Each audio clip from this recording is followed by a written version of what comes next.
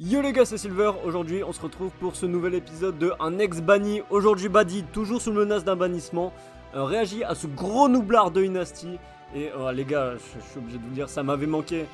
Voilà, il était temps de reprendre cette série, cette saison 2, avant le début de la saison 3 bientôt qui arrive. Saison 2 qui porte donc sur la HTL, le team tour de Inasti. Et voilà, j'ai pas pu continuer parce que vous connaissez, il y avait les concours. Et voilà, je jouais un petit peu mon avenir, donc forcément j'ai dû me calmer. Voilà, donc je me suis bien fait baiser par la vie pendant un mois et là j'ai besoin d'oublier, j'ai besoin de me détendre. Donc on va taper sur Inasti, voilà, on va produire du sang aujourd'hui. On va produire du sang. Alors, évidemment ça fait un moment, donc je rappelle, en plus il y a eu des nouveaux sur le serveur.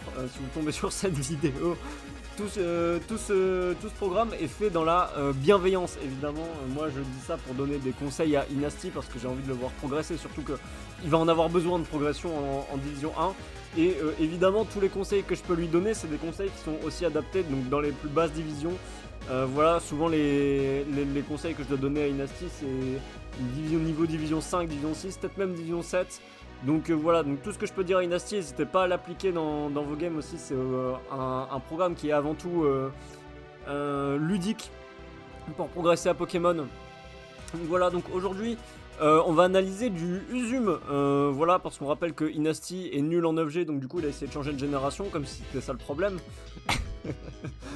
Il a pas de chance parce que cette week là il affronte notre bon vieux Yggdrasil. Alors aussi je précise les gars, on va faire un calendrier de l'avant parce que moi je suis là pour vous régaler. Je sais pas combien de temps je vais encore rester sur le serveur en fait. J'ai l'impression que j'ai une guillotine au-dessus de ma tête tous les jours. Donc je vais vous proposer ce calendrier de l'avant en fait. Des reviews de Inasti, c'est-à-dire que là va y avoir un épisode par jour jusqu'à ce que je finisse la HTL, des reviews de Inasti. Vous auriez raison de pas me croire parce que je tiens pas beaucoup mes promesses, mais je record tout la même journée, donc normalement ça va. Voilà, donc comme je disais, il affronte Yggdrasil qui est malheureusement un joueur bien meilleur que lui, pas dur en même temps.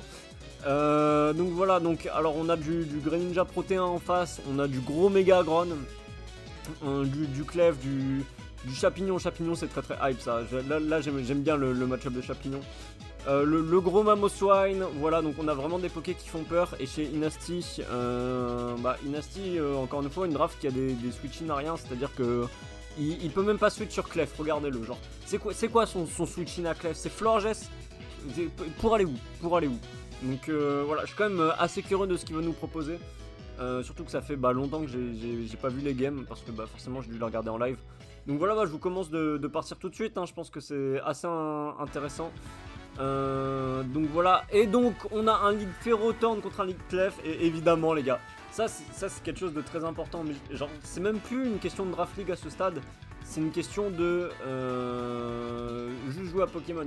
Quand vous avez un Clef en face de vous, ne checkez jamais son set, jamais genre. Clefable c'est un Pokémon hyper unidimensionnel en fait, c'est un Pokémon qui a vraiment je pense 3 attaques dans son move pool, ouais, donc Moonblast, les Rock et puis Soft Boiled. Un talent en vrai, il joue toujours Magic Guard de Nowhere, ça n'existe pas. Et voilà quoi, donc globalement, en particulier si vous avez un Pokémon qui a une double faiblesse au feu, voilà, vraiment c'est pas grave. Bon, après vous allez me dire, oui mais il avait Okaberry. Oui, mais du coup il a plus sa Okaberry. Et du coup il va faire comment contre Atomic maintenant? Je sais pas, voilà, je sais pas, je le dis. Il commence déjà à m'énerver, même contre la PC Feu de Greninja en fait. C'est quoi son plan contre Greninja maintenant, hein? Vous m'expliquez? Ça tombe, la Hidden Power n'était pas autorisée. On va voir ce qu'il fait. Voilà, donc pour mettre une rangée de Spikes, encore une fois, un trade en la faveur de Inasti, comme on a l'habitude de le voir chez lui. Et donc il envoie Florge, assez logiquement, 14%, on est sur des gros dégâts. On notera que Yggdrasil triche parce qu'il a hit, 2 Fire Blast d'affilée. Ah oui, on est tour 3, c'est normal aussi. Donc il tape Wish, donc pour l'instant j'ai pas grand chose à dire. Et voilà, donc là, oula, attends, non, c'est défiant, ok, j'ai peut-être parlé trop vite parce que là j'allais dire, vous voyez, Inasti il est fort au jeu globalement parce qu'il a pris 40% dans le vide et il a perdu son Spikes. Mais il nous cook un all-out pummeling qui tue le Rotomite, donc voilà, donc là on a quand même Inasti, faut le souligner, qui a un Pokémon d'avance. Pour l'instant, mesdames et messieurs, en vrai c'est maîtrisé de la part de Inasti, hein. Le Mamoswine qui arrive et quand on fait Rotom, forcément il a pris malheureusement il a pris les dégâts avec la Okaberry, il n'y a plus de switch-in à Mamoswine. Donc très important de taper Protect quand t'as pas les leftos aussi, c'est quelque chose d'assez utile. Il voulait sans doute checker les Earthquake, je pense, mais Yggdrasil n'est pas né de la dernière pluie. Ça envoie le Mega Galam, attention, Mega Galam, Poison Jab, il a fait le play, sauf que... et voilà, et ça c'est la luck de Inasti, il tape le poison, heureusement c'est Magic Guard, voilà. Donc ça renvoie le Florge, ça met des petits dégâts, voilà, Yggdrasil qui joue pépère, et Yggdrasil n'a pas peur de Inasti, ça se voit. Et bah voilà, donc quelque chose de très important globalement, quand il y a un clef sur le terrain et que vous ne touchez pas avec Florge, n'hésitez pas à envoyer Galad, voilà, c'est... Petit conseil de la maison, vous avez vu en fait, il a tapé super efficace avec Poison Jab, donc du coup il y a vraiment aucune raison de pas envoyer une Galade sur le clef quoi, c'était clairement le play à faire. En même temps, quand on voit son build, j'ai envie de dire, c'était soit ça, soit envoyer Scolipede. Donc je peux comprendre, donc on va voir ce qu'il va faire. Ah bah oui. Ah mais les gars, mais c'est moi qui suis nul au jeu en fait, il avait tout prévu. Il avait tout prévu, évidemment qu'il allait crit.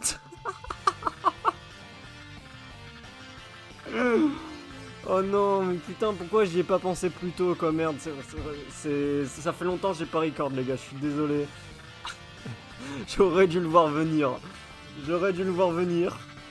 Alors, ça dit quoi dans le chat? Donc, Yggdrasil qui dit ah. Inasti qui dit allez, il est en plus.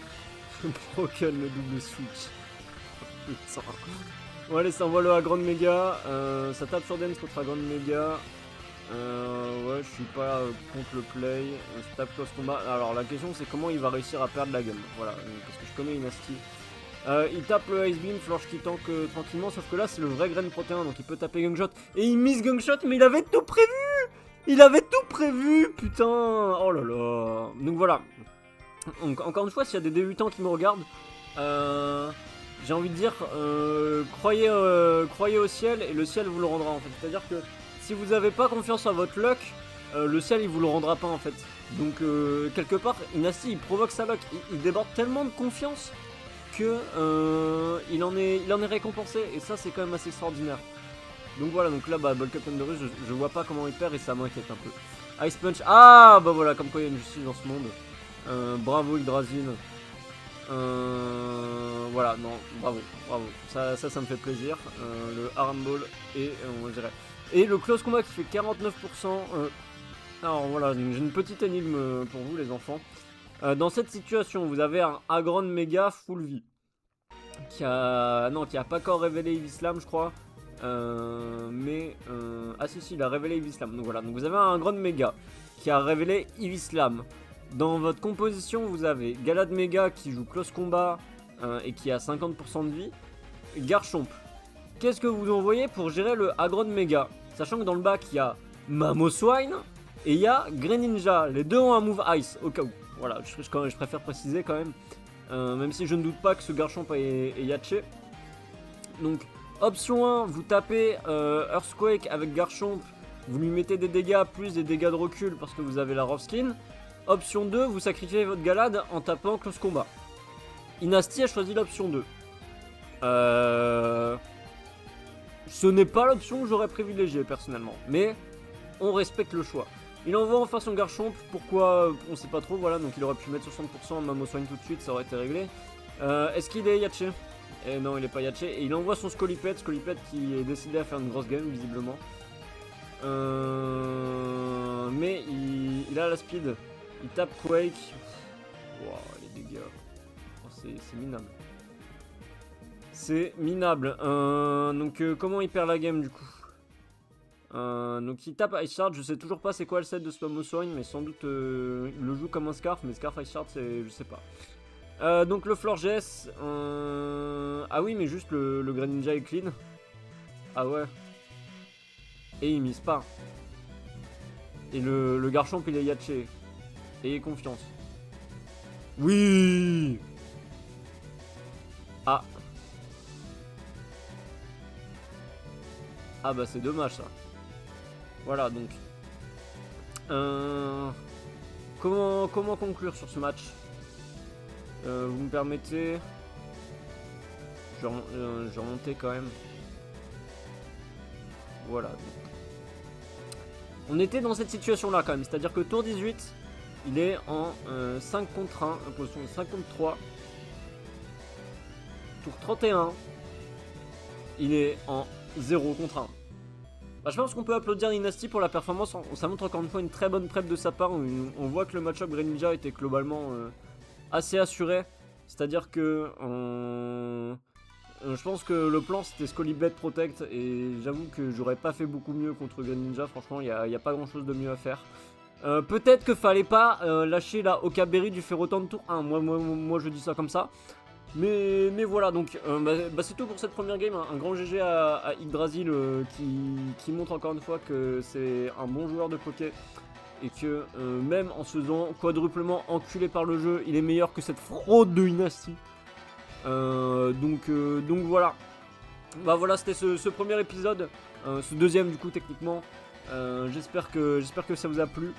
Moi je vous dis du coup probablement à demain pour un nouvel épisode. Allez, slay!